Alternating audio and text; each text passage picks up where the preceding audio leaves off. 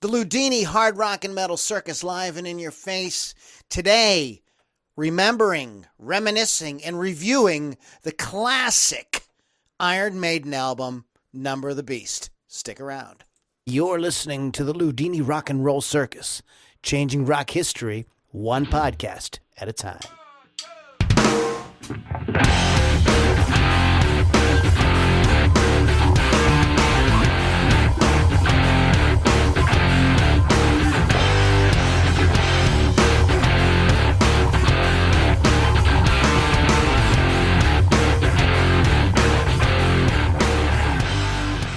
Welcome back, everybody. Loudini Hard Rock and Metal Circus. Back at you. Like I said at the top, we are going to be talking about the classic album, Number of the Beast by Iron Maiden. We're going to tell you some interesting facts about the making of the album. I watched the documentary today, the classic albums, Number of the Beast. So I got some fun tidbits to share with you guys on that. Lily, as always, our rock historian in the house, is here with us. Say hi, Lily. Hi, Lily. Okay, and we got so she's going to be bringing in some great ideas. We have some great music for you guys too. Let me tell you guys a little bit about what you're going to hear tonight on the show. Let me get my notes in front of me. I don't need to be looking at my own face. We're going to be playing American Bombshell. This is a very cool band. Eulogy, another really cool band. We're going to be playing the band Album. Now, those of you that have been following the Loudini Rock and Roll Circus for a long time know that, like, when Kevin and I were on together, Album was one of our favorite bands. We played them all the time. I didn't even know they were still a thing. I just found out today, somebody's like, hey, Album, and I'm like, shit, I love that band. So we're going to do some Album a little bit later on. So it's going to be with some great music for you guys as well tonight. A little bit of business. Our website is LoudiniRockandRollCircus.com. There's tons of cool stuff there, from artist interviews and guitar stuff, podcasts all about guitar things. There's my Rock and Rants, where I pick something that's going on in music and we mix it up. Artist interviews, all kind of cool stuff. You can find out about that at LoudiniRockandRollCircus.com. There's also some great merch there, so check it out. We're doing new merch and new t-shirts and stuff all the time. We do have a t-shirt that says Balls Deep Rock and Roll. I love that. And then we're doing, what was the one we were doing for the ladies? Jam Out with Your Clam Out. Jam Out with the Clam Out. So that's coming soon. So watch out for the Jam Out with the Clam Out. So they're going to be doing all that. So Lily, why don't you introduce yourself and tell us what's going on? Yo. Lily, as always, Rock Rage Radio. My show's Thursdays, Hot Licks with Lily 6, so catch that if you can. I saw an interesting band yesterday. Oh, okay. At Jurgles, I saw Uli John Roth. Ooh, former Scorpion guy. Yes, and I'm going to tell you what, I could not take my eyes off of him. He plays guitar like it's completely effortless. Completely effortless, and I loved every second of it. It was a 3-hour show. It's and it was at Jurgles, and I stayed the whole time. And it was it instrumental, or did he have a vocalist? He had a vocalist. I don't think they spoke English, but they sang English very well. They did several different things. It was his triple anniversary tour, but I didn't catch what the triple anniversaries were, unfortunately. Okay. Because he was talking sort of fast. But yeah, they had instrumentals and they had songs with lyrics. And it was those of you that do not beautiful. know, Uli Roth was an original member of the Scorpions and a seminal influence on one of my absolute guitar heroes, Yngwie Malmsteen. Yes. So... It awesome. was good on you, Lily. It was I was very disappointed, though, because it was completely dead. Well, I know I get it on Monday night, sucks. but tickets were like $11, so no excuse. Man. Did I know you were going to that? Probably. I usually talk about all you know the what, things. Though? My band was rehearsing last night, and we So it really wouldn't have mattered trying anyway. to get our stuff together, so Yeah. it really probably wouldn't have worked out. But you could go to my Facebook page and look at the live videos I posted. Also, Rock Rage Radio has some live videos I posted. oh, damn it, Rock Rage Radio, rockrageradio.com. We both have shows. Lily has her own show on there, Hot Licks with Lily V6, and that is when are you on? I'm Thursday nights 6 to 8 and p.m. and Eastern. the Loudini Hard Rock and Metal Circus just got bumped to like a way cooler, thank you, John and Gigi, we're so not worthy, time slot at Monday nights at 11. So It's a great slot. So like you can this time you can like go to instead of like having to get right in the car and listen right after church Sundays at noon, you can go with your family now. You don't have to like stop and listen. This could be your Monday night thing that you do. This could be your Monday night thing. You can be home Monday night. It's after the weekend. You know you're Jones. Even though it's just the weekend, it's just over. You know you're jonesing for some dope and some booze, and you can like party up. You know nobody will say anything. Okay, no, there's no judgment here. Okay, right? You're non-judgy. I don't care. We're not judgy at all. So feel free if you're listening to us right now on a Monday night. You know, smoke them if you got them. Pour yourself a shot, because you're about to hear some great rock and roll. And speaking of great rock and roll, we're going to come back. We're going to be talking about Number of the Beast. I promise. But I want to start the show off with some great music for you guys. As I promised, we're going to be playing some bands that we have not played here ever, and we are going to play a couple that we haven't played in a long time. But I want to start the show off with a band that I just discovered. Oh God, you're not okay. Oh, I want to give before we do that. I want to give a shout out to Wolf's Customs. And you can go to wolfscustoms.online. I'll tell you a little bit more about what they do. Chris Thunderwolf Dodson has been a big supporter of the Loudini Hard Rock and Metal Circus for a really long time. He's a great dude, and we want you guys to go check out his website. It's wolfscustoms.online. This is a band that I just discovered. Thank you, and I will plug you, dude. I'm sorry, David, I can't remember who told me about them today, but I will go ahead and I will give you a shout out in a minute here. But this is a band called American Bombshell. Check them out. Money on the Liquor on the Loudini Hard Rock and Metal Circus.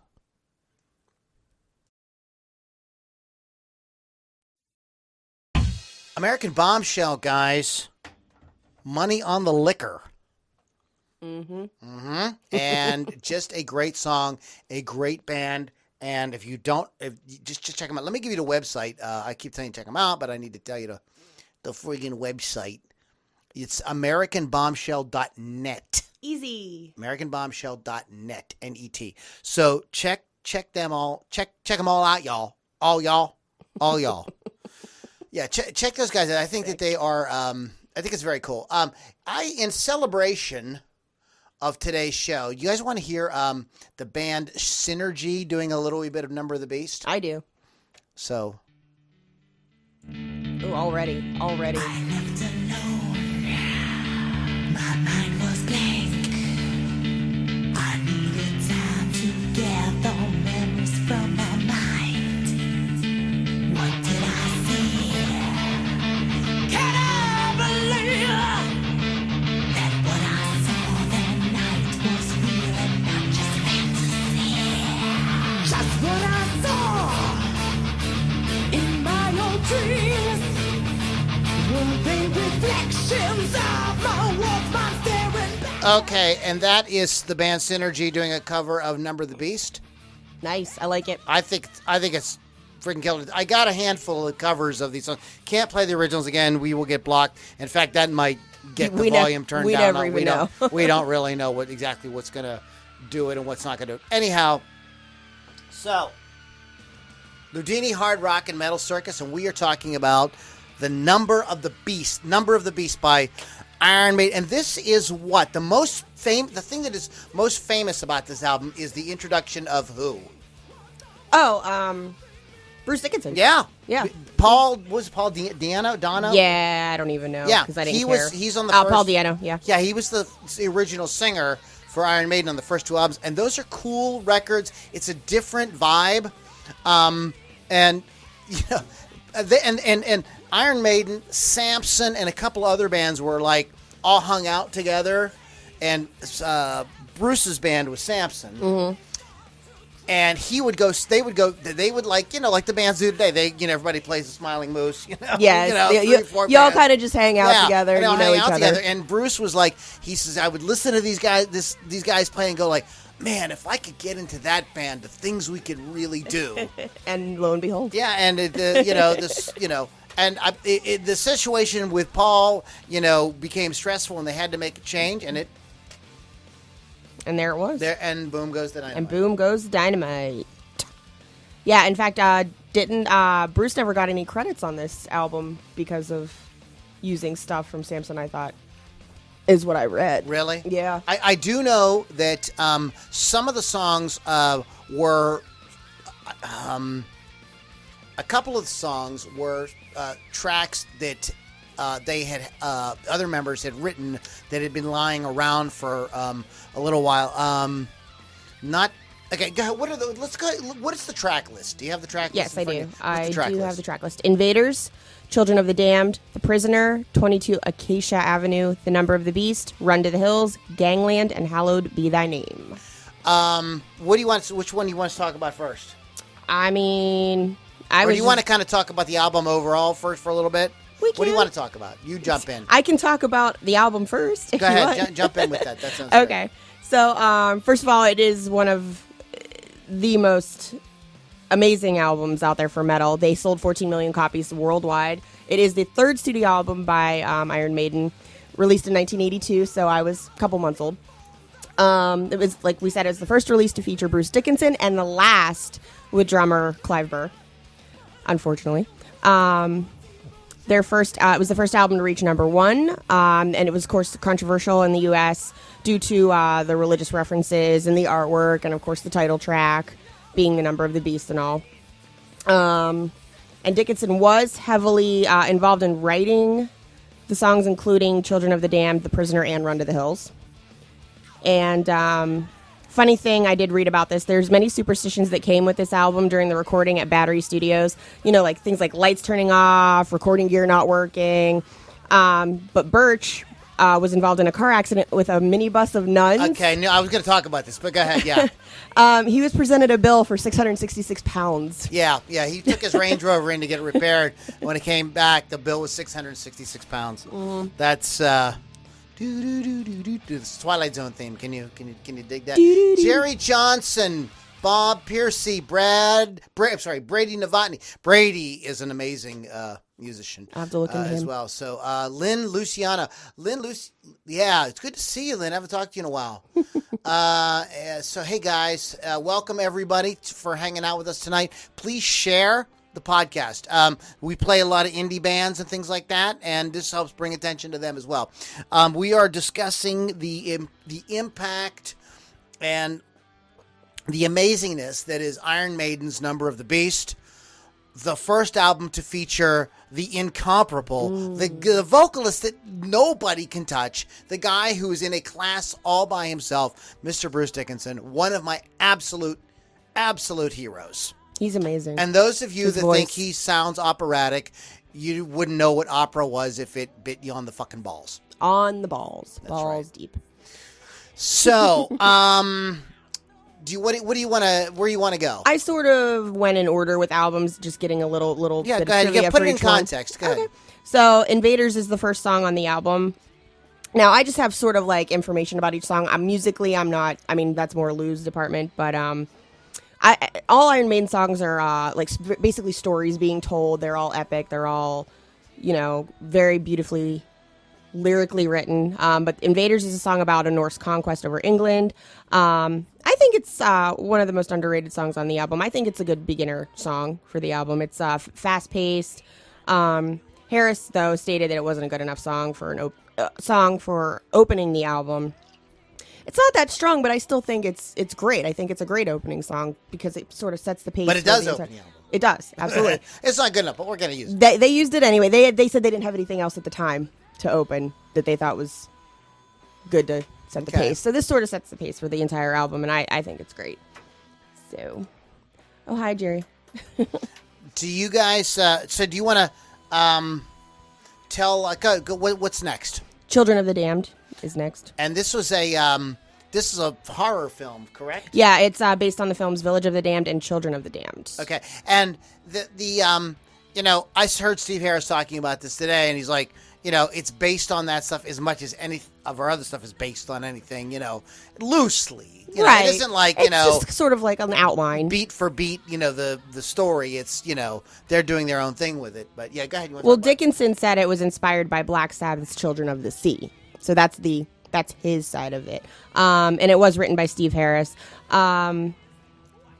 Not my favorite song. A lot of people like it. I could skip that one. I mean, I don't often skip an Iron Maiden song, but I can skip it. It's not as not. It doesn't catch my. I like it because it's a ballad that's not doesn't stay a ballad. Mm-hmm. It's kind of progressive.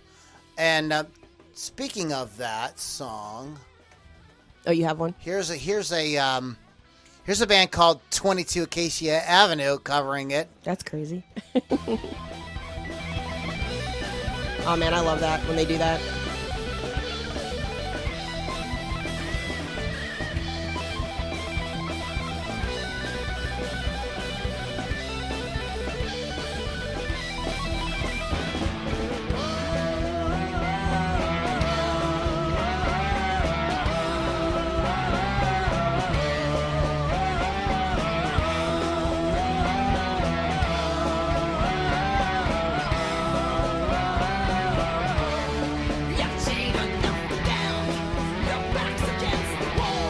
Wow.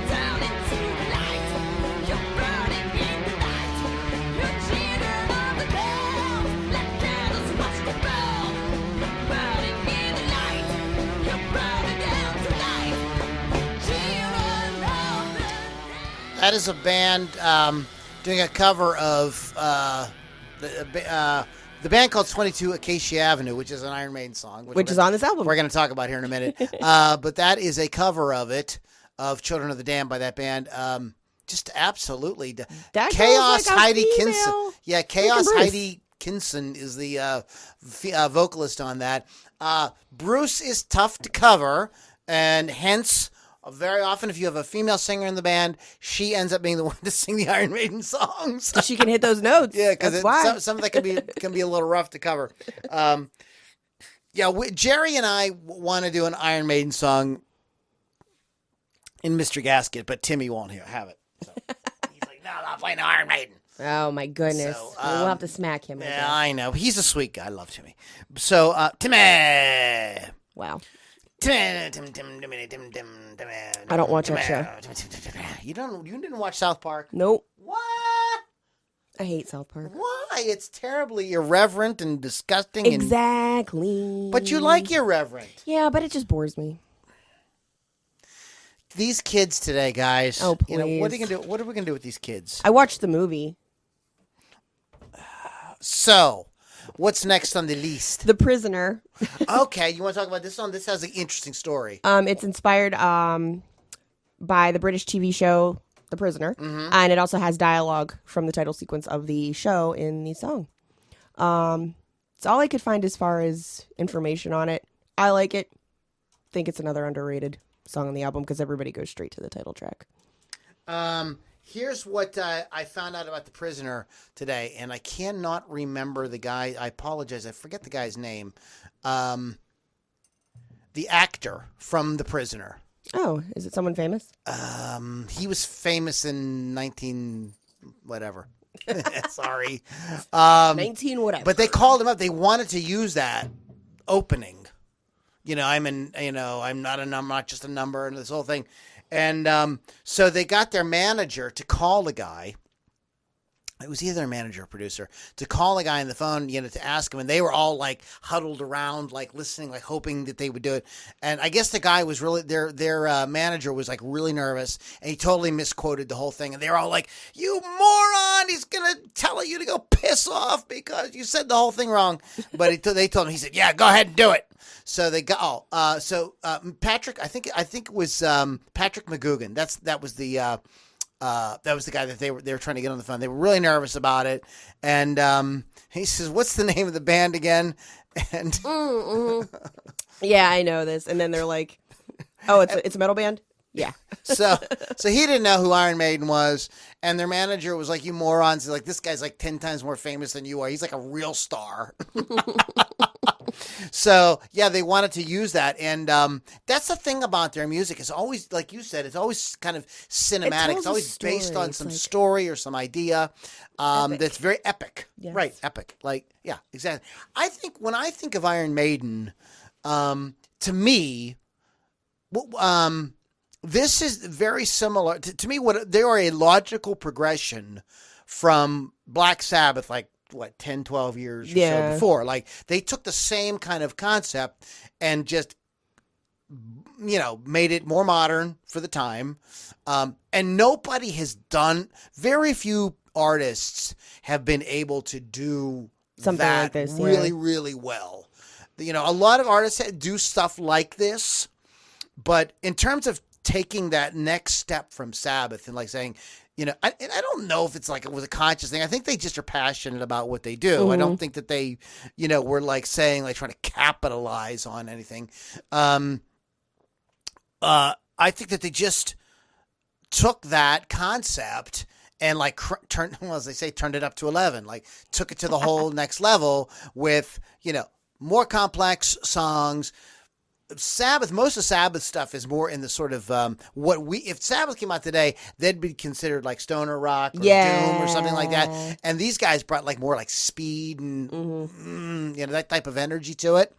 It paints a beautiful picture. Yeah, during and every song. they were really able to like really do that really, really well in a way that really resonated with people. And it's also time and space.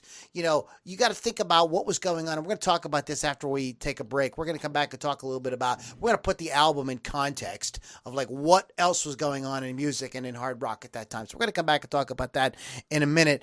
You want to hit anything else before we go to break? We can go to break first. Okay, we're going to play another band. It's band time. This is a local band called Eulogy. You'll Die Alone. I know it's a little depressive, but it's a great song. Check it out. You'll Die Alone by Eulogy on the Loudini Hard Rock and Metal Circus.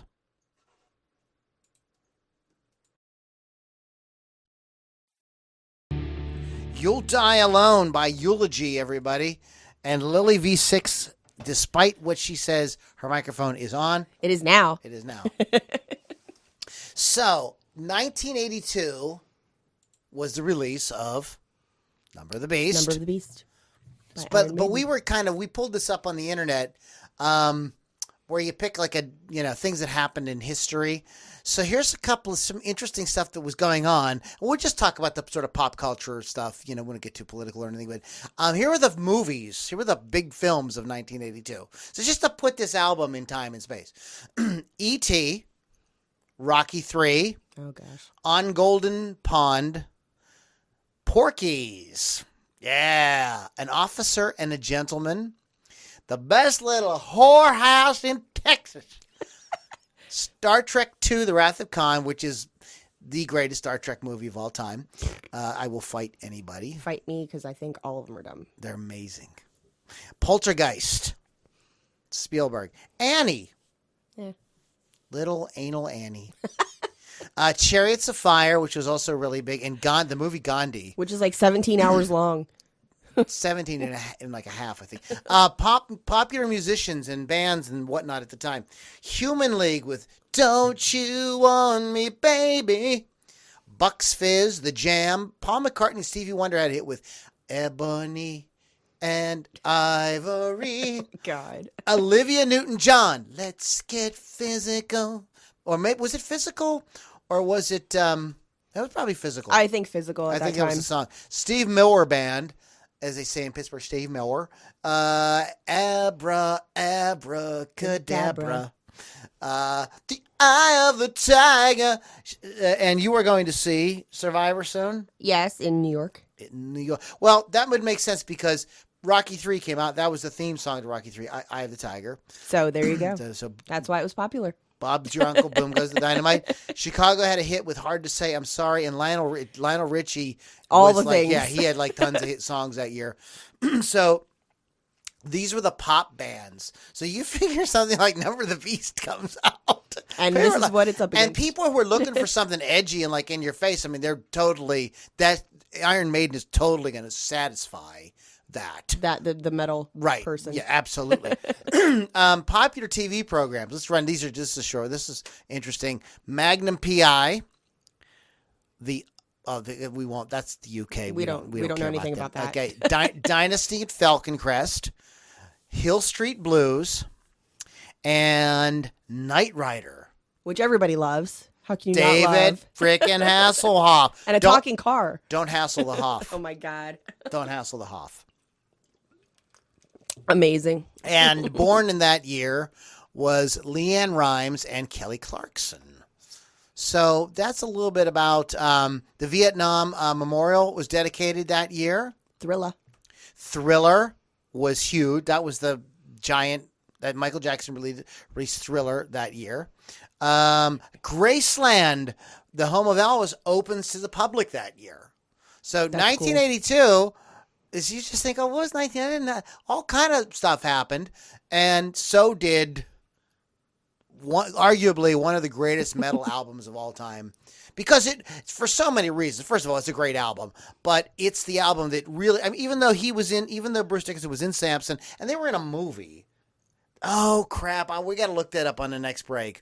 Samson's in a movie, and they're like the band in the bar in some. I can't remember what it was. I've seen it before. Lance, if you know that, chime in. I saw you're watching. Yeah. So we'll talk about that later, but really, this is really introducing the world to Iron Maiden. Do you know that the album was late being released, and they were trying to get something out, but people ended up buying the album because they were playing the songs live. They became popular. But what they did do, because they wanted to get something out, was they released "Run to the Hills," which, you want to talk about "Run to the Hills"? Yeah, I have it on here. That was actually released in February of '82. The album didn't come out till a month later. 2 weeks before their UK tour. That was one of the most popular songs on the album. It had critical and commercial acclaim all over. It ended up being their first top 10 hit in the UK. Also one of my very favorite songs. I just love everything throughout it. It's about Native Americans and the white man, The white man. clashing. But I love how it starts. I love how the middle. I love the end. Yeah, the beginning. Just, oh my gosh. I love this. It's so powerful. This is not Iron Maiden. This is a cover of it.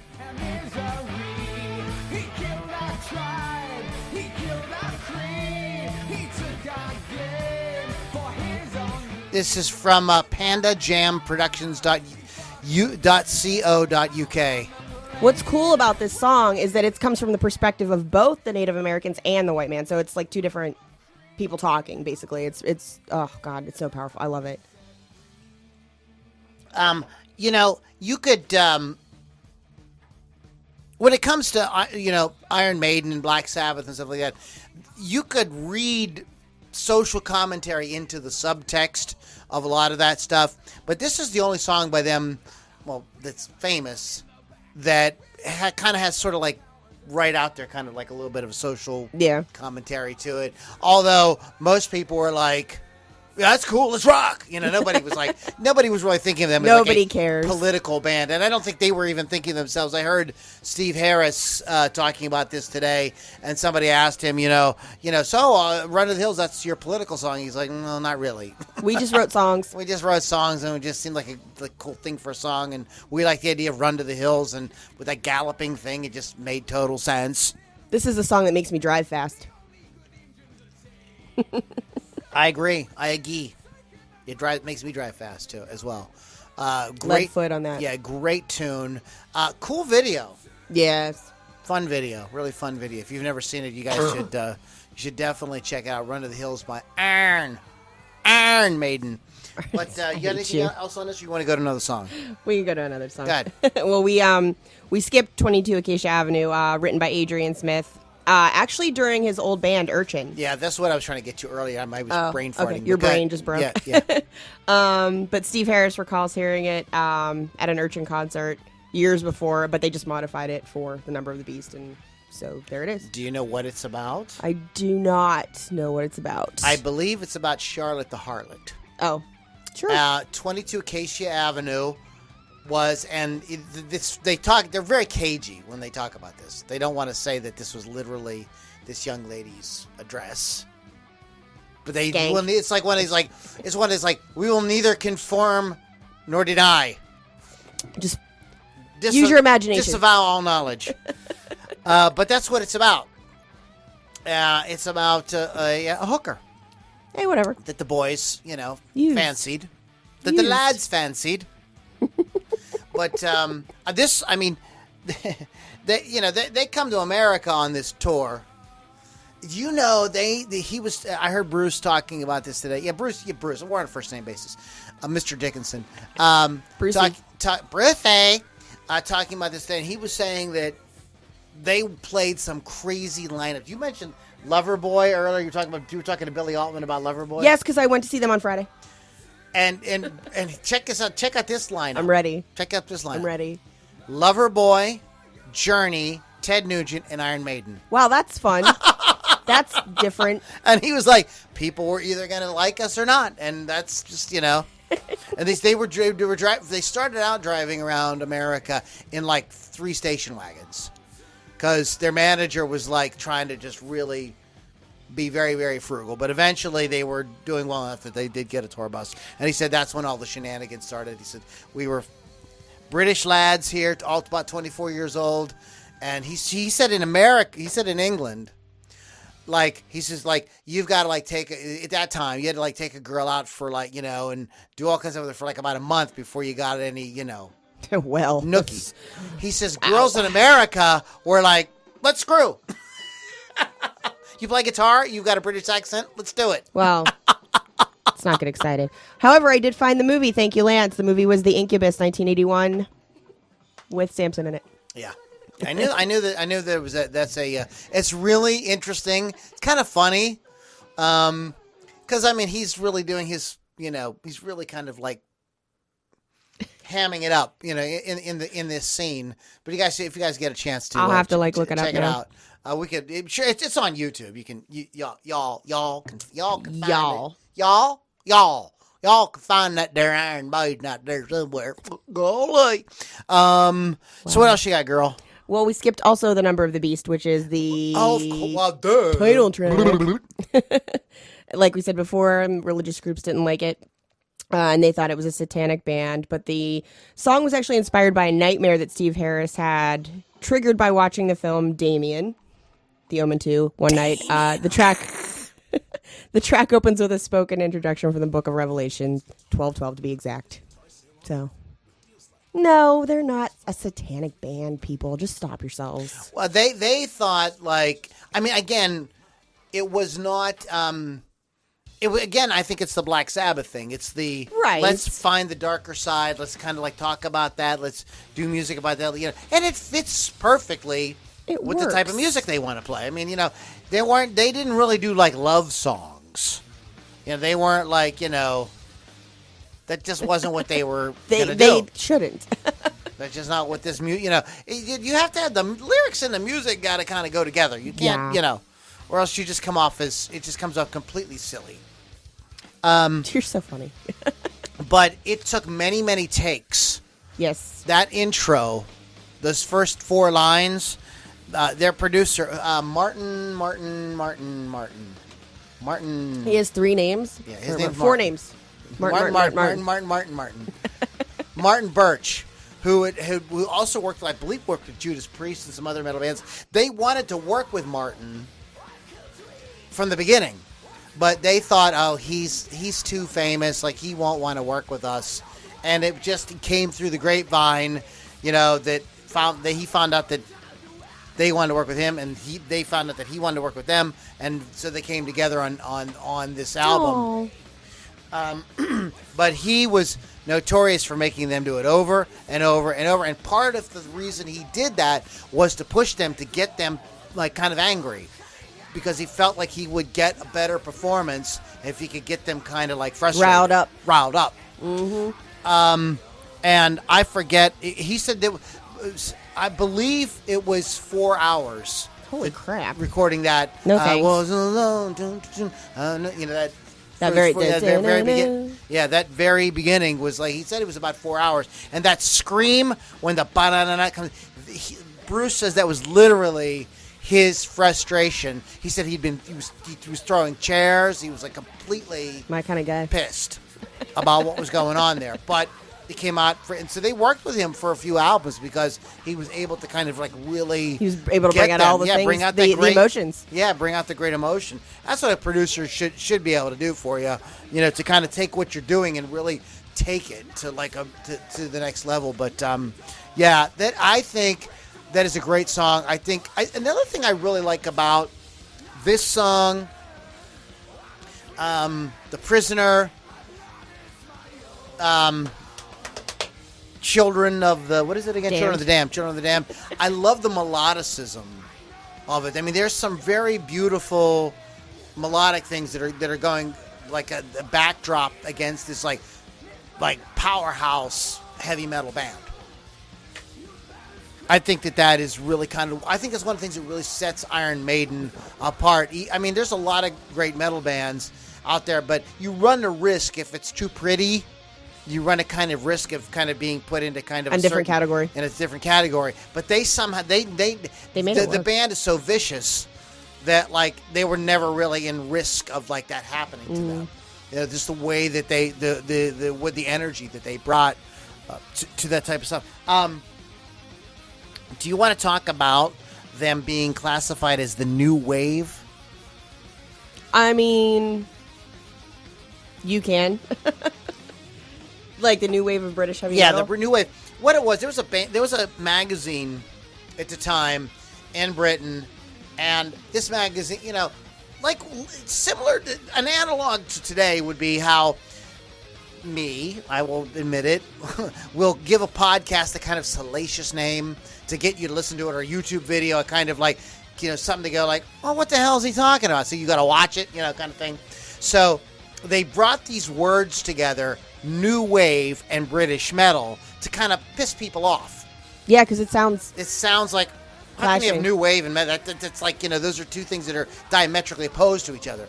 So this magazine called Sounds would, you know, ran a cover story, the new wave of British metal, and it got people pissed, like, oh, what the hell is that supposed to be? So people bought the magazine. They were just trying to like. So were they like the start of that then? Right, and so they named Iron Maiden and several of these other bands of that era as this new wave of British metal. So that's how. It was just a name that they came up with, just to cause some crap. Just to get people, and it actually worked in Iron Maiden's favor because it got them noticed. So it's just a kind of an interesting little sort of tidbit. Beautiful. There. I like What else it. you want to talk about? What else you got there, girl? We got 2 songs. Hit 'em up. To talk Hit about. me. Hit. So Gangland. It's about a guy running from the mob who now has a family and he's paranoid they'll come for him. And people describe this as a little jazzier. I don't know if I necessarily agree with that, but that's why people don't love it, because it sounds jazzy. Jazzy Maiden. I don't think it sounds jazzy. Jazzy Maiden. And there we go. I gave him a word. Jazzy. Yes. People at that time were doing jazzercise, I'm pretty sure. But go ahead. Oh, God. And the last one on the album is Hallowed Be Thy Name. It's actually remained in all but 2 of the band's set lists since They said they still play it quite often. Yeah. It's the most celebrated of the band's extended epics. It's a tale of a prisoner about to be hanged. And several members of the band say that this is their favorite song. And Dickinson describes it as narrating a movie to the audience, which I feel that's how all of their songs are. But this is the one he actually feels is like that. And I think it's a great ending to the album as well. So, like all of Iron Maiden's album artwork during the 80s and 90s, it was painted by Derek Riggs. The cover was originally created for the song Purgatory, but Ron Smallwood deemed it too high a caliber for a single release and decided to save it for the whole album, Number of the Beast. The original 1982 artwork includes a blue sky in the background. This was a mistake by the printers of the album art and was later rectified and became black when the album was remastered for compact discs. inspired by Doctor Strange. Cool. The album was also the center of controversy, particularly in the United States, due to the lyrics of the title track, cover art, Eddie. Also, I believe, and correct me if I'm wrong, that the tour for this was the debut of the Giant Eddie. I believe so. I believe that was the thing. And it became kind of Part synonymous. of their show. One of the reasons why they like Eddie, and all of them are big fans of Eddie's, they're like, we can kind of remain somewhat anonymous. And it's kind of brilliant because it doesn't really matter. Like, it's, in other words, the music, Eddie, and all that is like bigger than the individual members of the band. So even if they get a little older or, fat or whatever. They just see Eddie. People just see Eddie. People see Eddie. Eddie is the kind of like face of the band. It's pretty cool. Very, I mean, that was one of the things I always said I thought was cool about Kiss was like, as long as they didn't get too fat, they could go on for a very, very long time because the makeup and it really kind of like hides like what they're, any kind of aging or anything like that. A little bit of makeup, a little hair dye, you don't really know, you don't know the difference. But the cover art depicting Eddie controlling Satan. So that's what's interesting. And this idea is like, who's controlling who? There's there's a little more depth to this, I think, than some people realize. While Satan is also controlling a smaller Eddie, Small explains that the concept was to ask, who's really the evil one here? Who's manipulating who? According to Riggs, this was inspired by a Doctor Strange comic book, which had some big villain with Doctor Strange dangling on some strings like a puppet. It was something I read as a child back in the 1960s. While the images of hell were taken from my knowledge of medieval European Christian art, which was full of those types of scenes. The album's cover art was parodied several times by different bands, the Stormtroopers of Death. And everything. But that just goes to show how great it is. When somebody starts to parody you, that means then that you've made it. Yeah, that's a good point. That's a good way of putting it. It just, and the album was strongly opposed by social conservatives, like as Lily was saying earlier. This was an era. Now, this is because you're very young. You probably don't remember this, but there was a whole time, and just goes to show you, like, today with all these, social justice warriors out there, everybody up in arms about this and that. There was a time when not the biggest problem, one of the big problems was rock music. What are we going to do with this rock music? Oh my God. Oh my God. It's the devil. It's the devil. Okay. And there were people burning albums and smashing albums. And I remember, I was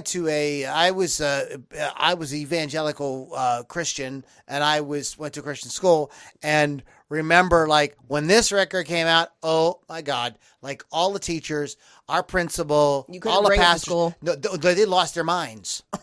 I went to Catholic school. They like just went, their like heads exploded. I was like, yes. My parents were cool about it, though. They let me have whatever I wanted. Well, your parents were cool, but not the school. No. So I didn't really hear a lot of Iron Maiden because, again, you're too young to remember, the big rock station here in Pittsburgh did not play them. You had to, one night a week at midnight, they had the Metal Shop. You've told me about this, but I don't know. And they would play Steeler and some Maiden and some Priest. And that that was it. And it didn't even run that long. I didn't have cable, so I didn't really see MTV till I went to college. So they were a band that like I would hear here and there and go like, oh, I thought it was really cool, but I couldn't latch onto until the digital age when YouTube and all the digital stuff allowed you to kind of just check it out right away. And they have a Behind the Music. If you haven't seen it, it's freaking awesome. And when I went from really liking them to absolutely falling in love with them, wishing I could be them when I saw their Behind the Music, because I was just completely floored by what a great band they are and what cool guys they are. And Steve Harris, the bass player, it's like kind of his band. Yeah, he's the ringleader. Yeah, he's kind of the ringleader. He does a lot of the songwriting, the lyrics. And he's an amazing bass player. He's always on those lists of like great bass players. Yep, absolutely. And always love the band. We are gonna play something else here, and we're gonna come back and wrap up the show. Guys, you've been listening to Loudini Hard Rock and Metal Circus. We're gonna come back and maybe just kind of BS with you guys for a few minutes before we wrap up. But this is the band Album, Heavy Mellow on the Loudini Hard Rock and Metal Circus.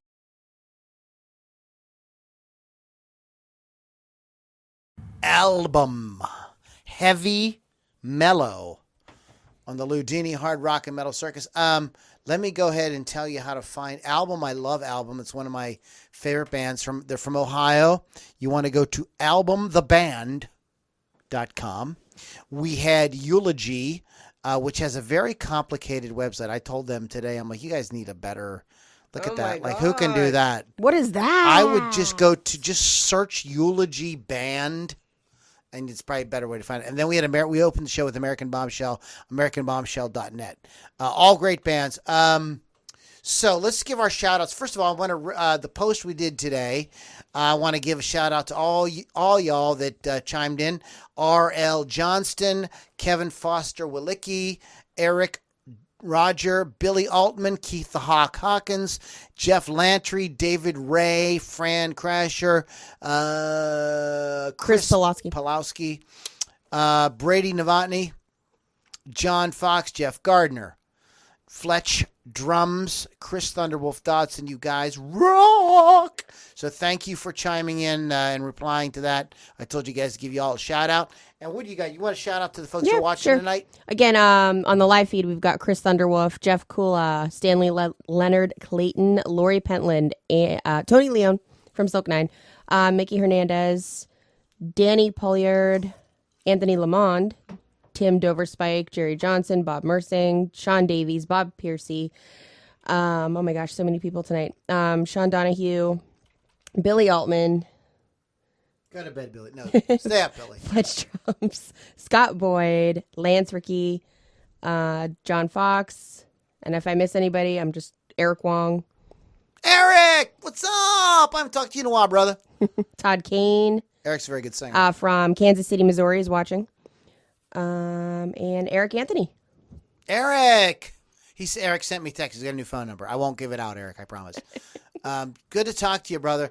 Shout out to our sponsor for tonight. That was Wolf's Customs. Wolf's Customs Online. Several years of experience with refinishing and always researching new design techniques for his clientele. There's always a new project in the works. Be sure to check it out. Our featured design page for sneak peeks at the process with finished work always up for sale and further customization. We're always planning and testing new designs for guitars in our home studio. Come check out our examples and think of us when you are ready for your custom design. You're going to go to Wolf's Customs .online, and Chris has been a supporter of the Loudini Hard Rock and Metal Circus probably since it started, so thank you very much, brother. All right, guys, you've been listening to Loudini Hard Rock and Metal Circus. Our website is LoudiniRockandRollCircus.com, and we are going to be partying here in a minute over on our private party area, and you can find out about that at go to LouLombardiRocks.com. We don't even need your email address. You can just jump right in, LouLombardiRocks.com. Check it out. Lily, anything you want to plug, anything you want to talk about before we get the hell out of here?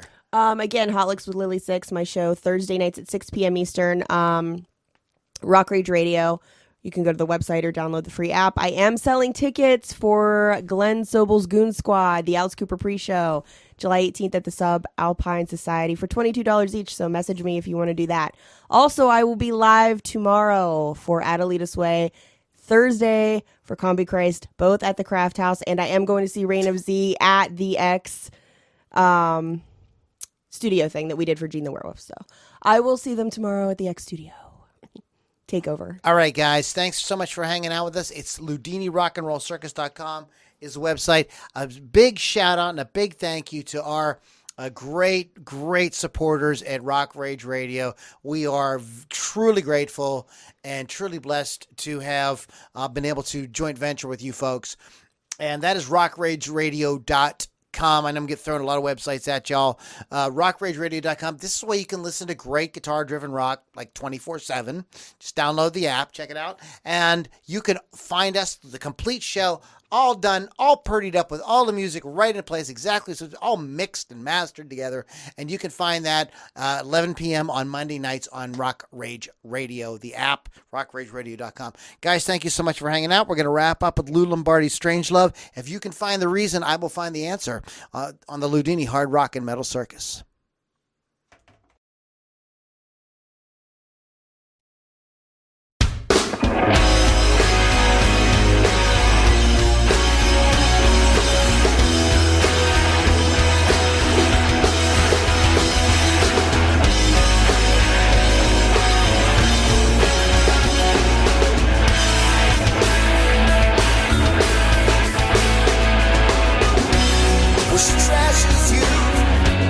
Like she trashed your car, a deal in the headlights dead, Helen Glass with everywhere. So you'll cry your ass from your lazy boy. Your bottle you will